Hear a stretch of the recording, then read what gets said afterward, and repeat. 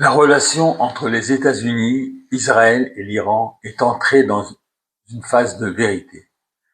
Depuis des mois, Donald Trump temporise, il parle fort, il menace, il déploie des forces, puis il hésite au moment décisif. Cette hésitation n'est pas une faiblesse idéologique, mais un calcul. Trump sait qu'une guerre ouverte sera coûteuse politiquement et militairement. Il préfère la pression, les coups indirects et les signaux. Mais au Moyen-Orient, l'hésitation crée un vide. Et ce vide, Israël ne peut se permettre de le laisser durer.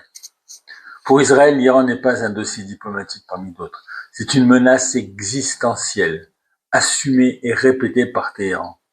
Le programme nucléaire, les milices régionales, les guerres de l'ombre, tout indique une stratégie iranienne de pourrissement lente. Face à cela, Israël n'a historiquement jamais attendu un feu vert définitif. Il agit et explique.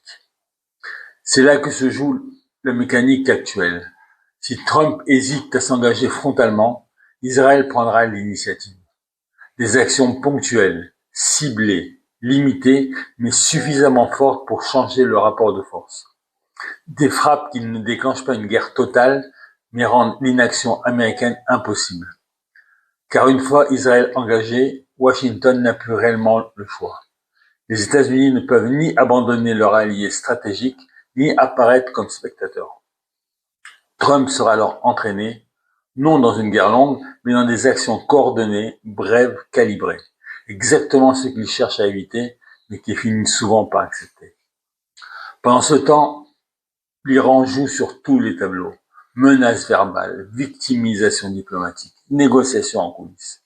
L'Iran teste les nerfs, repousse les limites, convaincu que l'Occident reculera toujours d'un pas. Mais l'histoire récente montre une constante. Quand Israël agit, l'équilibre bascule. Et lorsque l'équilibre bascule, même l'Amérique hésitante finit par suivre. La vraie question n'est plus si Israël agira, mais quand et jusqu'où Trump acceptera d'être entraîné. Dire la vérité devient essentiel, surtout lorsque chaque mot peut se transformer en arme contre la désinformation. Am Israël Haï.